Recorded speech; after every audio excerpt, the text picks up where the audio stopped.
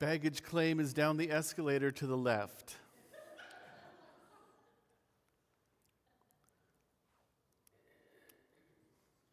Well, good morning.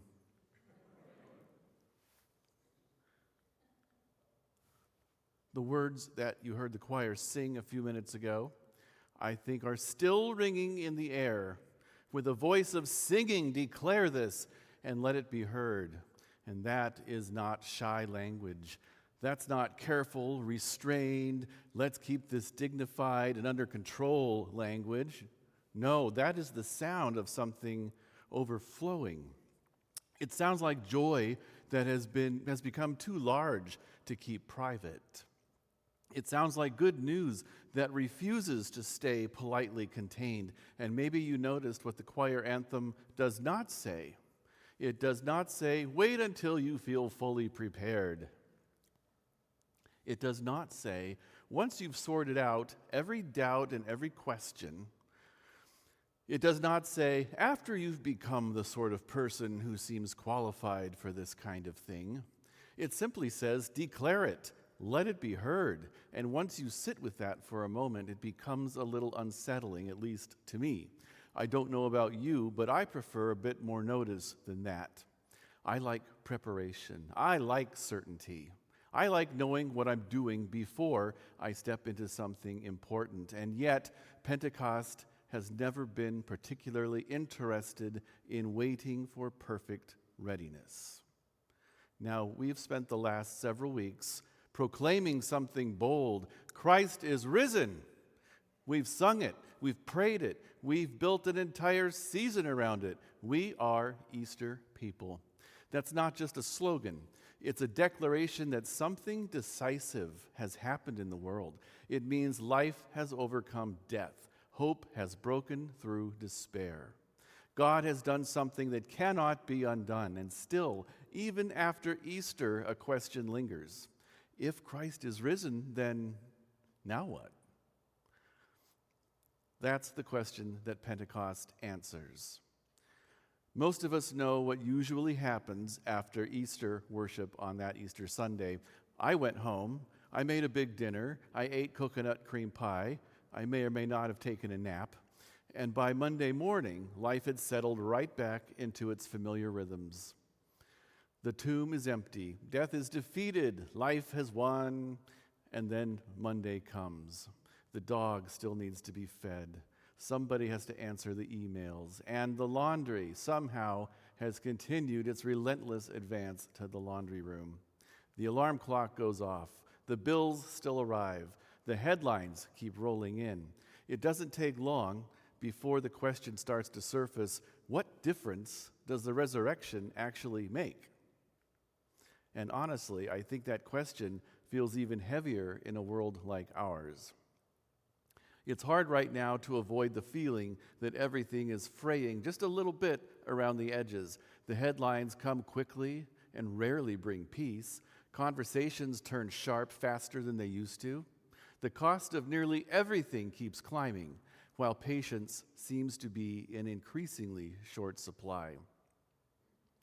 After a while, people begin to carry a quiet exhaustion, not dramatic despair, just the steady feeling of living a little too close to the edge for a little too long. And here's what I think often happens next. We begin to imagine that whatever God is doing in the world must be happening somewhere else.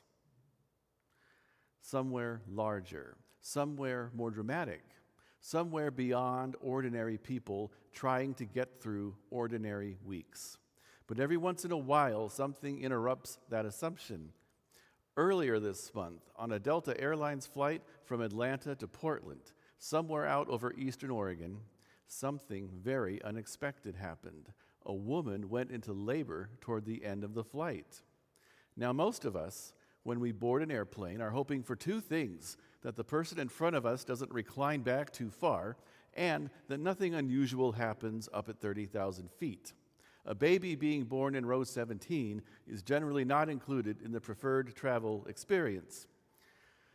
Somewhere on that plane, though, somebody was probably trying to watch a movie with one earbud half working and wondering if they would ever make it to Portland. But there they were, 30 minutes from landing. No hospital, no delivery room, no carefully prepared plan, just a plane full of tired people trying to get home. Some were probably thinking about work the next morning. Some were already mentally unpacking their luggage. Some were probably quietly praying that Delta would manage the seemingly impossible task of delivering their suitcase to the same city they arrived in. The kind of ordinary moment we all recognize. And then suddenly everything changes. A question moves through the cabin. Is there anyone here who can help? Can you almost feel the pause that must have followed? People looking up, then back down again, quick calculations running through their minds. Do I know enough? Am I the right person? Surely someone else is more qualified. It's not hesitation out of selfishness, it's hesitation born from responsibility. The awareness that stepping into a moment like that matters. And then two women stand up. Two women from Newport stand up. Not because they expected this, not because they felt perfectly prepared, not because they had planned for anything unusual that day. They were simply there, two best friends from the Oregon coast heading home from vacation. And in that moment, they realized something simple and profound. Maybe we can help. That's the moment that catches me.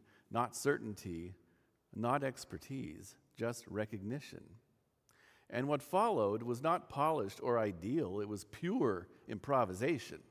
Flight attendants moving quickly, passengers making room, supplies gathered from wherever they can be found.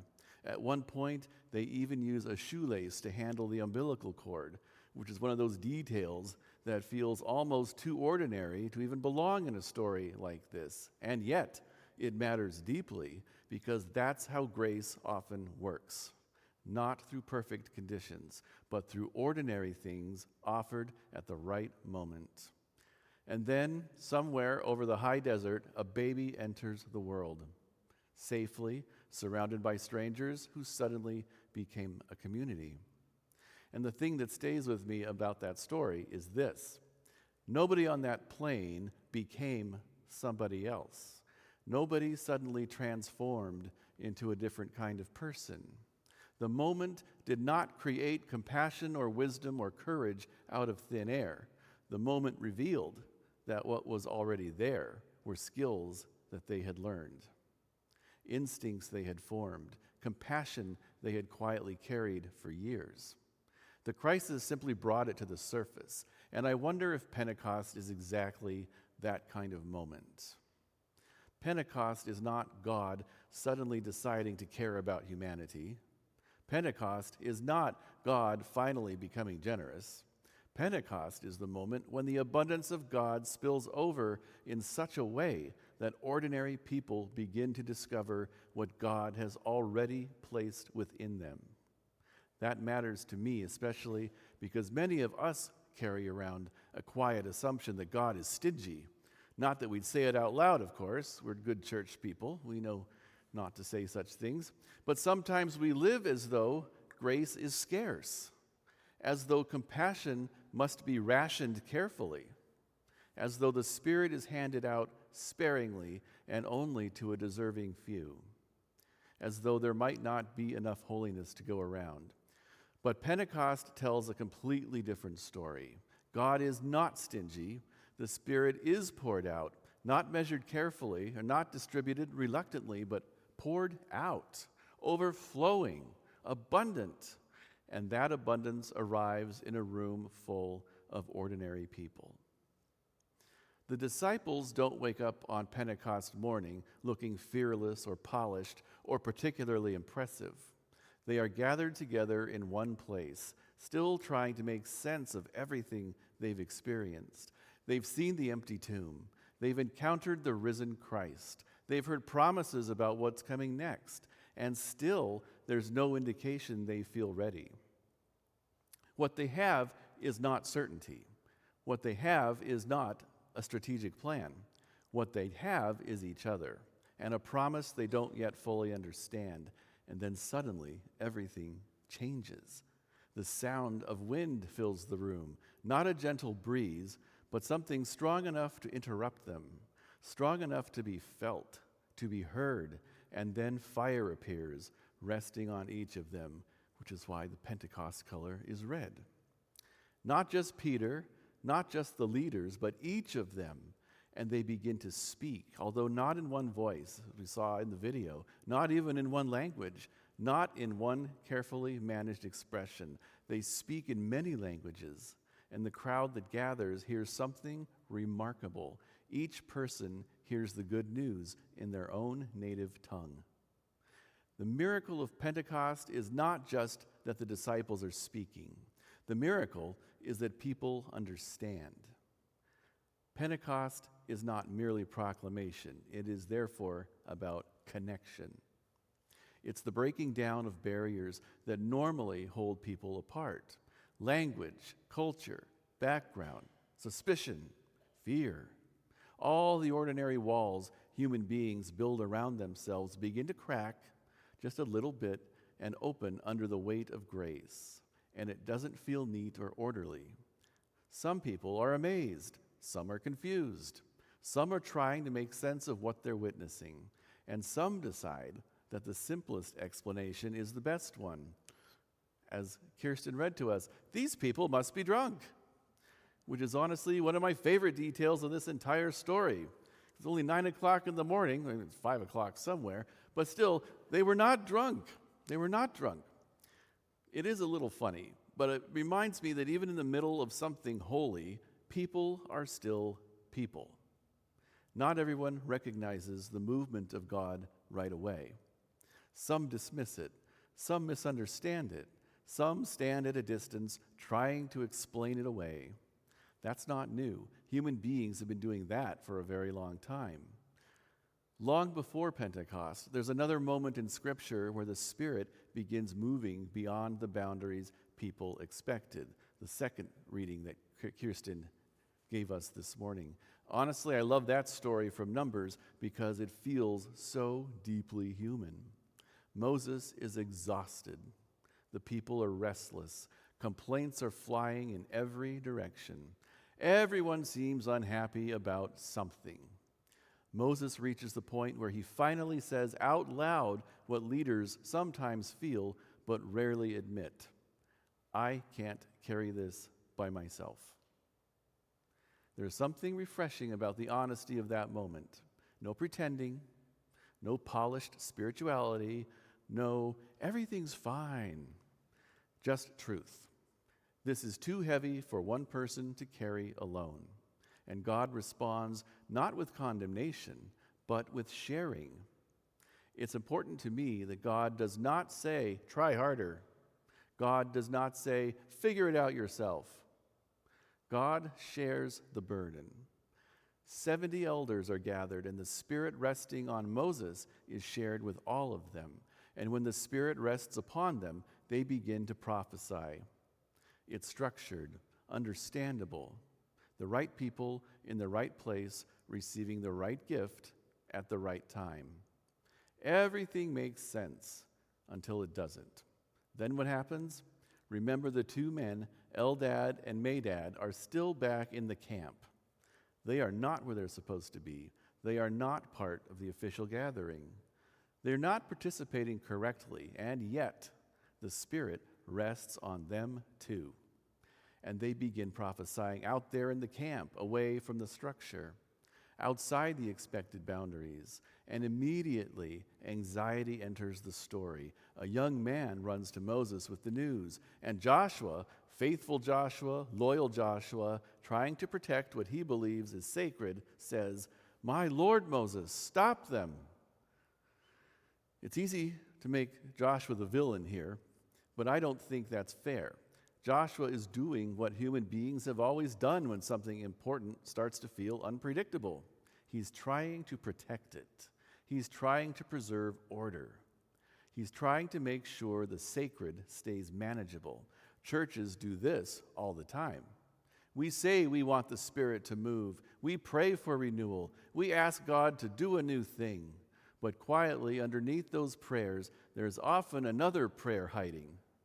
Please do it in a way that makes us comfortable.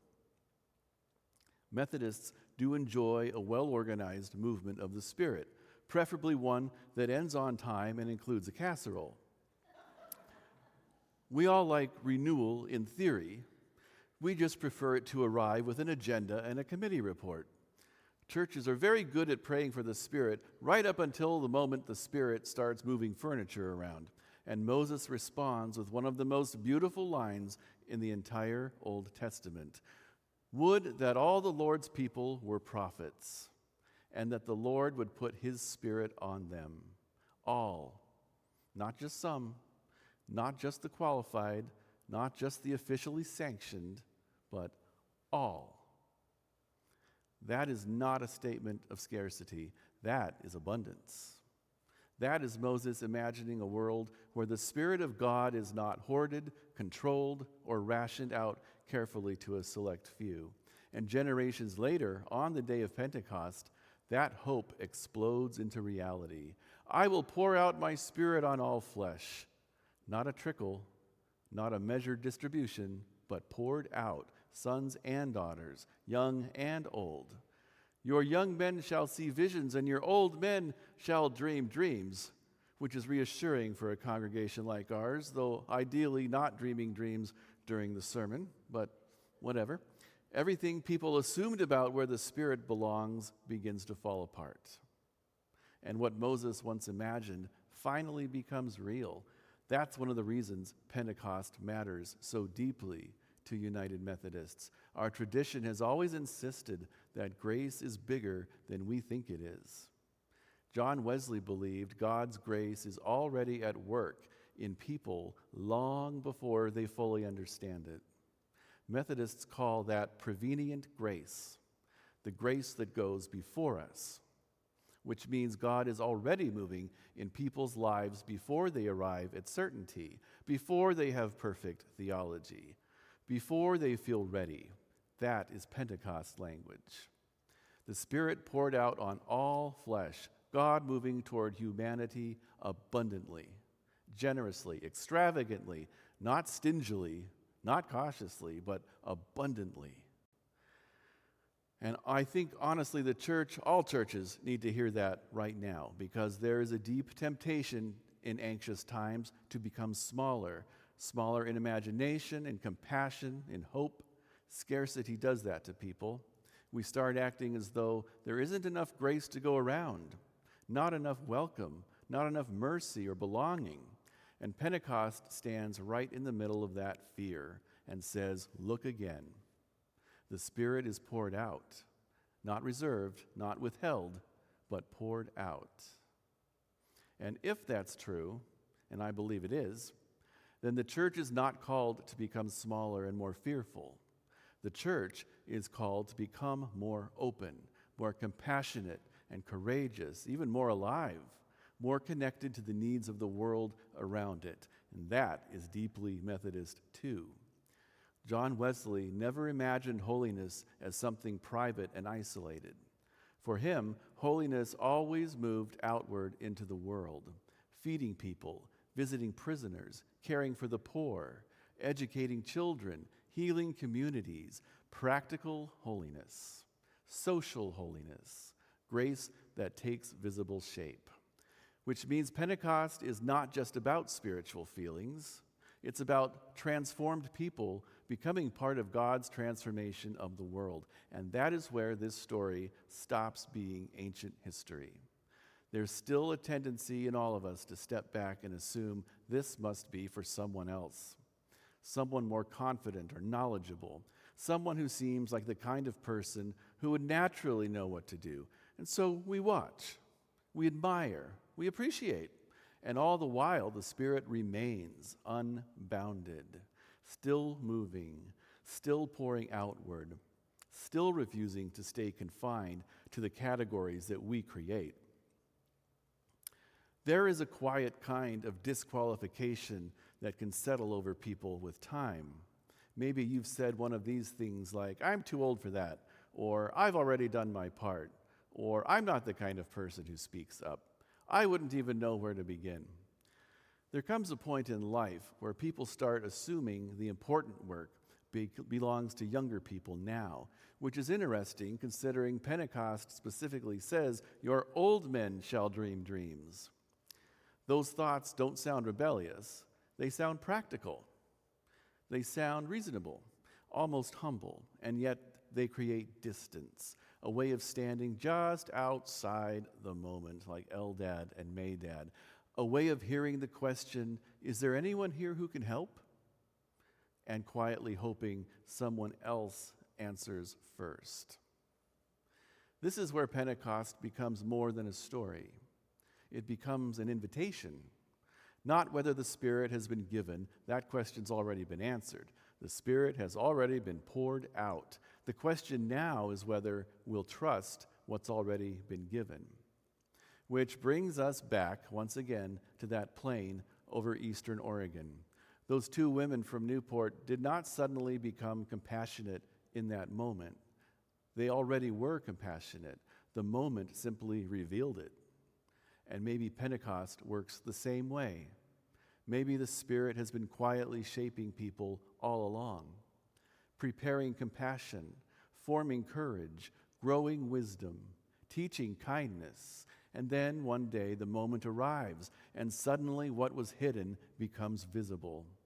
And if that's true, if the Spirit has already been poured out abundantly, generously, and extravagantly, then this is no longer a question about possibility. It becomes a question of attention. Where is God already at work? And will we notice it? Where are the moments unfolding around us, and will we step into them? Those moments rarely arrive with advance warning. They show up in the middle of ordinary days, in ordinary conversations, in interruptions we didn't plan for. That Delta Airlines flight left Atlanta as just another flight. People boarded with snacks and headphones and neck pillows and all the ordinary little rituals of modern travel. Some passengers probably hoped for conversation. Others were praying the person beside them would not want any conversation at all. Nobody boarded expecting a holy moment. And yet one arrived anyway. That's how the Spirit often works, not only in sanctuaries, not only in dramatic moments, but right in the middle of ordinary human life. And the world desperately needs people who are paying attention to those moments, not just because the world is troubled, although it is, and not just because people are tired, although they are, but because there are so many places where human beings have started settling for division, suspicion, loneliness, and quiet despair, as though those things are simply normal now. And Pentecost refuses to accept that.